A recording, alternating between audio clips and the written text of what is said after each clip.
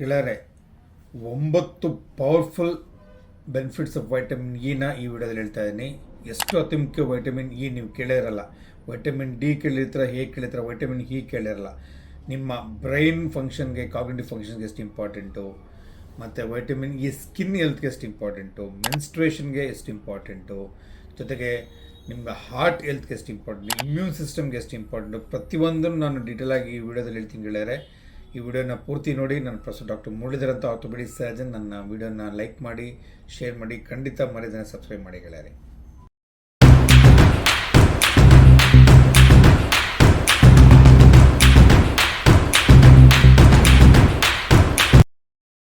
ಗೆಳೆಯರೆ, vitamin E it combats the oxidative stress ಅಂತ ಹೇಳ್ತೀವಿ ಗೆಳೆಯರೆ. ನಿಮ್ಗೆ ಗೊತ್ತಿದೆಯಲ್ಲ, ಏಜಿಂಗ್ ಪ್ರೊಸೆಸ್ಲಿ ಕೆಲವು free radicals, oxidative free radicals ದೇಹದಲ್ಲಿ ಭಾಳಷ್ಟು ಸೆಲ್ಸ್ಗಳಲ್ಲಿ ಉತ್ಪತ್ತಿ ಆಗ್ತಾ ಇರುತ್ತೆ. ಸೊ ಈ ವೈಟಮಿನ್ ಏನು ಮಾಡುತ್ತೆ, it has anti accident property ಅಂತ. ಈ ಫ್ರೀ ರ್ಯಾಡಿಕಲ್ಸು ಮತ್ತು ಆಕ್ಸಿಡೇಟಿವ್ ಸ್ಟ್ರೆಸ್ ಏನಂತಲ್ಲ, ಅದನ್ನು it will manage, it will neutralise the free radicals. ಈ ಫ್ರೀ ರ್ಯಾಡಿಕಲ್ಸೇ ಒಂದು ಏಜಿಂಗ್ ಮಾಡುತ್ತೆ, ಜೊತೆಗೆ ಸೆಲ್ಸ್ನ ಡೆತ್ ಮಾಡೋಕ್ಕೆ ಫ್ರೀ ರ್ಯಾಡಿಕಲ್ಸ್ ಕಾರಣ. ಸೊ ಈ ಫ್ರೀ ರ್ಯಾಡಿಕಲ್ಸ್ ಜಾಸ್ತಿ ಇದ್ದಷ್ಟು ಕ್ರಾನಿಕ್ ಹೆಲ್ತ್ ಅಂತ ಹೇಳ್ತೀವಿ.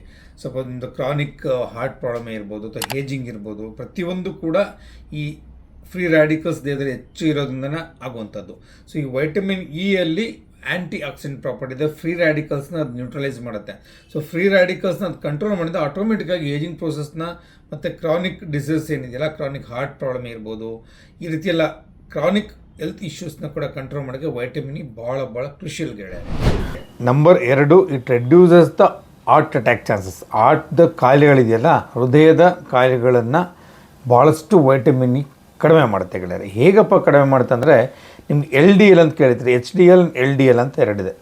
HDL is good for health, good cholesterol ಅಂತ ಹೇಳ್ತೀವಿ. LDL is bad for health. ಏನಕ್ಕೆ ಸರ್ LDL ಬ್ಯಾಡ್ ಅಂತಂದರೆ, ಈ ಲೋ ಡೆನ್ಸಿಟಿ ಲೈಪೋಪ್ರೋಟೀನ್ಸ್ ಇರುತ್ತಲ್ಲ LDL, ಅದನ್ನು ಆಕ್ಸಿಡೇಷನ್ ಆಗಿ ಅದು ಕೊಲೆಸ್ಟ್ರಾಲ್ ಫ್ಲೇಕ್ಸ್ ಆಗಿ ನಿಮ್ಮ ಆರ್ಟ್ರೀಸಲ್ಲಿ ಅದು ಕ್ಲಾಗ್ ಆಗುವಂಥದ್ದು, ಅರ್ಥಾಯ್ತಾ? ಸೊ ಈ ವೈಟಮಿನ್ ಇ ಏನು ಮಾಡುತ್ತಪ್ಪ ಅಂದರೆ, ಇಟ್ ಪ್ರಿವೆಂಟ್ಸ್ ದ, ಅದು LDLನ ಆಕ್ಸಿಡೇಷನ್ ಆಗುವಂಥದ್ದನ್ನು ಬ್ಲಾಕ್ ಮಾಡುತ್ತೆ, ಪ್ರಿವೆಂಟ್ ಮಾಡುತ್ತೆ, ಆಕ್ಸಿಡೇಷನ್ ಆಗಿ ಬಿಡಲ್ಲ. ಸೊ LDL ಆಕ್ಸಿಡೇಷನ್ ಆಗಿ ನಿಮ್ಮ ಎಸ್ಪೆಷಲಿ ಹಾರ್ಟ್ ಹೃದಯಕ್ಕೆ ಸಂಬಂಧಪಟ್ಟಂಥ ಬ್ಲಡ್ ವೆಲ್ಸ್ ಇದೆಯಲ್ಲ, ಆರ್ಟ್ರೀಸು, ಆ ಆರ್ಟ್ರೀಸಲ್ಲಿ LDL ಆಕ್ಸಿಡೇಟಿವ್ ಆಗಿ ಆ ಕೊಲೆಸ್ಟ್ರಾಲ್ ಫ್ಲೇಕ್ಸ್ ಫಾರ್ಮ್ ಆಗುತ್ತೆ. ಕೊಲೆಸ್ಟ್ರಾಲ್ ಫ್ಲೇಕ್ಸ್ ಫಾರ್ಮ್ ಆಗಿ ಆ ಕೊಲೆಸ್ಟ್ರಾಲ್ ಅಲ್ಲಿ ರಕ್ತನಾಳಗಳಲ್ಲಿ ಸೇರಿಕೊಂಡು ಅಲ್ಲಿ ನಿಮಗೆ ರಕ್ತ ಪರಿಚಲನೆ ಕಡಿಮೆ ಮಾಡಿ ಹಾರ್ಟ್ ಅಟ್ಯಾಕ್ ಆಗುವಂಥದ್ದು. ನಿಮ್ಗೆ ಹಾರ್ಟ್ ಅಟ್ಯಾಕ್ ಈಗ ಎಷ್ಟು ಕಾಮನ್ ನಿಮ್ಗೆ ಗೊತ್ತಿದೆ.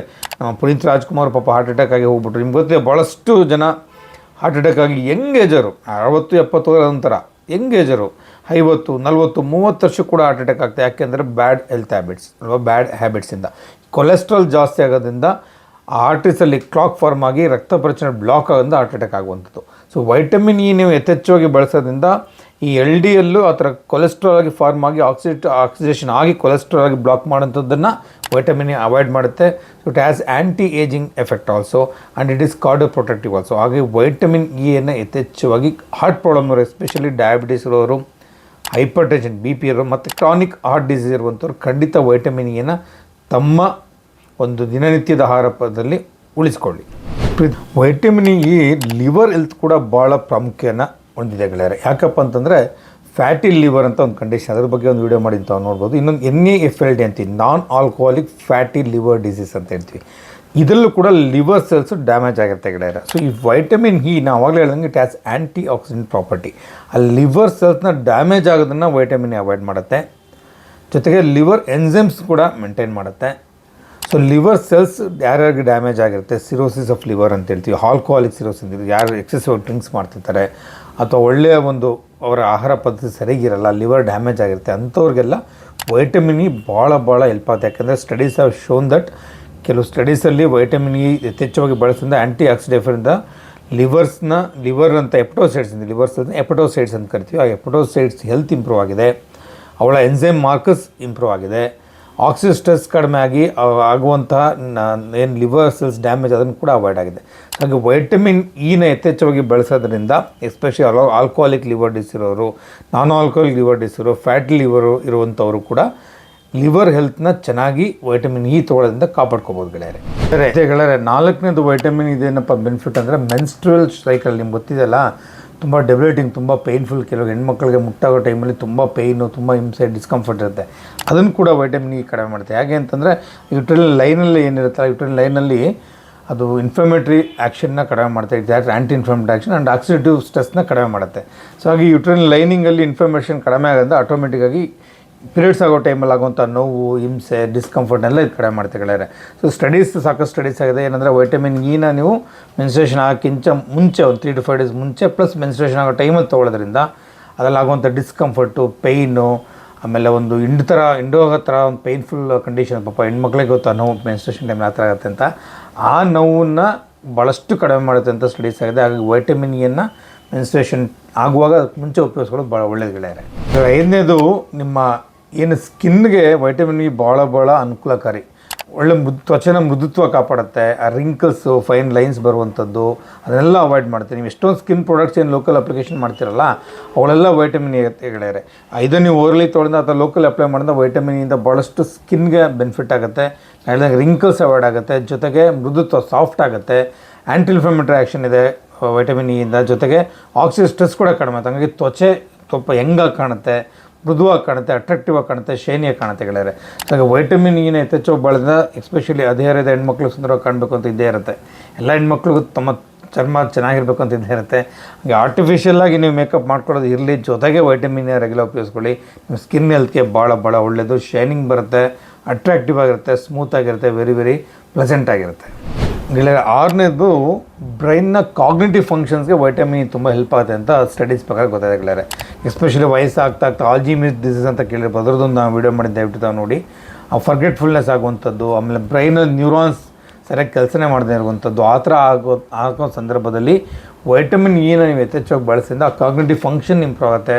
ಬ್ರೈನ್ದು ನ್ಯೂರಾನ್ ಸೆಲ್ಸ್ ಇರುತ್ತೆ, ಆ ನ್ಯೂರಾನ್ ಸೆಲ್ಸ್ ಹೆಲ್ತ್ ಇಂಪ್ರೂವ್ ಆಗುತ್ತೆ. ಕಾಗ್ನಿಟಿವ್ ಫಂಕ್ಷನ್ ಎಲ್ಲ ಇಂಪ್ರೂವ್ ಆಗೋದ್ರಿಂದ ಬ್ರೈನ್ ಹೆಲ್ತ್ ಕೂಡ ಸಾಕಷ್ಟು ಇಂಪ್ರೂವ್ ಆಗುತ್ತೆ ಗೆಳೆಯರೆ. ಈಗ ವಯಸ್ಸಾಗ್ತಾ ಇರೋರು ಮಲ್ಟಿವಿಟಮಿನ್ಸ್ ಜೊತೆಗೆ ವೈಟಮಿನ್ ಇನ ಅದು ಇನ್ಕ್ಲೂಡ್ ಆಗಿರೋ ತೊಗೊಳ್ಳೋದು ಭಾಳ ಒಳ್ಳೆಯದು. ಯಾಕೆಂದರೆ ಬ್ರೈನು ವಯಸ್ಸಾಗ್ತಾ ಡಿಜೆಷನ್ ಆಗುತ್ತೆ. ನೀವು MRI ಸ್ಕ್ಯಾನ್ ತೆಗೆದು ನೋಡಿದ್ರೆ ವಯಸ್ಸಾದ್ಮೇಲೆ 60, 65, 70 ವರ್ಷದವ್ರಿಗೆ ಏಜ್ ರಿಲೇಟೆಡ್ ಡಿಜೆನರೇಟಿವ್ ಚೇಂಜಸ್ ಅಂತ ಕೊಡ್ತಾರೆ. ಅದರಲ್ಲಿ ವೈಟ್ ಮೈಲಿನ್ ಶೀತ್ ಅಂತ ಎಲ್ಲ ಸ್ವಲ್ಪ ಡಿಜೆನರೇಷನ್ ಆಗ್ತಾ ಇರ್ತದೆ. Age related changes are seen in the brain MRI ಅಂತ ರಿಪೋರ್ಟ್ ಕೊಡ್ತಾರೆ. ಸೊ ಈ ರೀತಿಯ ಡಿಜೆನರೇಷನ್ ಆಗಬಾರ್ದು ಅಂದರೆ ವೈಟಮಿನ್ ಇನ ಯಥೇಚ್ಛವಾಗಿ ಬಳಸ್ಕೊಳ್ಳಿ. ಕಾಗ್ನಿಟಿವ್ ಫಂಕ್ಷನ್ಗೆ, ಮೆಮೊರಿಗೆ ಮತ್ತು ಬ್ರೈನ್ ಸೆಲ್ಸ್ನ ಹೆಲ್ತ್ಗೆ ವೈಟಮಿನ್ ಬಿ ಭಾಳ ಕ್ರೂಷಿಯಲ್ಲು. ಸೊ ವೈಟಮಿನ್ ಇನ ರೆಗ್ಯುಲರ್ ತೊಗೊಳ್ಳಿದ್ದಾರೆ. ನಂಬರ್ 7 ಬಂದುಬಿಟ್ಟು it is very good for vitamin is very good for old age ಅಂತ ಹೇಳ್ತೀವಿ. ಎಸ್ಪೆಷಲಿ ನಮ್ಗೆ ಏಜ್ ಆಗ್ತಾ ನಿಮ್ಗೆ ಗೊತ್ತೆ ಡಿಜೆನರೇಟಿವ್ ಚೇಂಜಸ್ ಆಗ್ತಾ ಇರುತ್ತೆ, ಆಕ್ಸಿಡೇಟಿವ್ ಸ್ಟ್ರೆಸ್ ಜಾಸ್ತಿ ಆಗ್ತಾ ಇರುತ್ತೆ, ಇನ್ಫ್ಲಮೇಷನ್ ಬಾಡಿಲಿ ಜಾಸ್ತಿ ಆಗ್ತಾಯಿದೆ. ಸೊ ಹಾಗಾಗಿ ಏಜಿಂಗ್ ಪ್ರೋಸೆಸ್ಸು ಮಲ್ಟಿಪ್ಲೈ ಆಗ್ತಾಯಿರುತ್ತೆ ಏಜ್ ಆಗ್ತಾ ನಿಮಗೆಲ್ಲ ಗೊತ್ತಿದ್ದಂಗೆ ಏಜ್ ಆಗ್ತಾ ಡಿಜೆನರೇಟಿವ್ ಚೇಂಜಸ್ ಬ್ರೈನಲ್ಲೇ ಇರ್ಬೋದು, ಹಾರ್ಟಲ್ಲೇ ಇರ್ಬೋದು, ಲಿವರ್ ಇರ್ಬೋದು, ಸ್ಕಿನ್ನಲ್ಲಿ ಇರ್ಬೋದು, ಅವೆಲ್ಲ ಜಾಸ್ತಿ ಆಗ್ತಾಯಿರುತ್ತೆ. ಸೊ ಹಾಗೆ ವೈಟಮಿನ್ ಇನ ನೀವು ಯಥೇಚ್ಛವಾಗಿ ಬಳಸಿದ ವಯಸ್ಸಾಗಿರೋರು ಆ ಒಂದು ಆ್ಯಂಟಿ ಇನ್ಫ್ಲಮೇಟರಿ ಆ್ಯಕ್ಷನ್ ಇದೆ, ಆಕ್ಸಿಡೇಟಿವ್ ಸ್ಟ್ರೆಸ್ನ ಕಡಿಮೆ ಮಾಡುತ್ತೆ. ಸೊ ಹಾಗಾಗಿ ಏಜಿಂಗಲ್ಲಿ ಆಗುವಂತಹ ಏನು ಡಿಜೆ ಚೇಂಜಸ್ ಇದೆಯಲ್ಲ ವಿವಿಧವಾದಂಥ ಅಂಗಾಂಗಗಳಲ್ಲಿ ಅದನ್ನೆಲ್ಲ ವೈಟಮಿನ್ ಇ ಕಂಟ್ರೋಲ್ ಮಾಡೋದ್ರಿಂದ ವಯಸ್ಸಾದವರು ವೈಟಮಿನ್ ಇನ ಒಂದು ಮಲ್ಟಿವಿಟಮಿನಲ್ಲಿ ತೊಗೊಳ್ಳೋದು ಭಾಳ ಕ್ರೂಷಿಯಲು, ಭಾಳ ಇಂಪಾರ್ಟೆಂಟ್. ನಂಬರ್ 8 ಬಂದುಬಿಟ್ಟು it helps in the lung function ಅಂತ ಹೇಳ್ತೀವಿ. ಲಂಗ್ಸ್ ನಿಮ್ಗೆ ಗೊತ್ತಿದೆ, ಸ್ಮೋಕಿಂಗ್ ಮಾಡೋರಿಗೆ, ಅಸ್ತಮಾ ಇರೋರಿಗೆ, COPD ಅಂತೀವಿ, ಕ್ರಾನಿಕ್ ಅಬ್ಸ್ಟ್ರಕ್ಟಿವ್ ಲಂಗ್ ಡಿಸೀಸ್ ಅಂತೇಳಿ, ಆ ಥರ ಅವ್ರಿಗೆ, ಈ ಥರವ್ರಿಗೆಲ್ಲ ಎಂಫಿಸಿಮೆಟಸ್ ಚೆಸ್ಟ್ ಅಂತೀವಿ. ಯಾರಿಗೆ ಲಂಗ್ಸ್ ಡ್ಯಾಮೇಜ್ ಆಗಿರುತ್ತೆ, ಯಾರು ನಿಮ್ಮ ದೊಡ್ಡ ಸಿಟೀಸಲ್ಲಿ ಬೆಂಗಳೂರು, ಬಾಂಬೆ ಅಂತ ಕಡೆ ಇರುತ್ತೆ, ಡೆಲ್ಲಿಲೆಲ್ಲ ನಿಮಗೆ ಒಂದ್ಸಲಿ ಅಲ್ಲೊಂದು ಸರ್ಕಲ್ ಇದೆ ಚಾಂದಿನಿ ಚೌಕ್ ಅಂತ.